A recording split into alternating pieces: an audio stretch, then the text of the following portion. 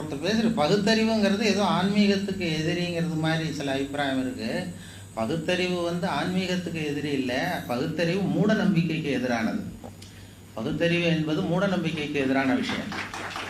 அது அனாவசியமாக ஆன்மீகத்தோடு கொண்டு போய் போட்டி போட வைக்க வேண்டியதில்லை. ஆன்மீகம்ங்கிறது ஆன்மாவை மேம்படுத்துகிற முயற்சி, அடுத்தவங்களுக்கு உதவி பண்ணுறது தான். ஆன்மீகம்ங்கிறதே ஆண்டவனை நினச்சிட்டு மனுஷனுக்கு உதவி பண்ணுறது தான்.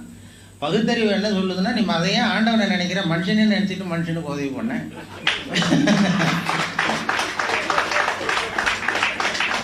இவ்வளோதான் வித்தியாசம், வேற ஒன்றும் இல்லை.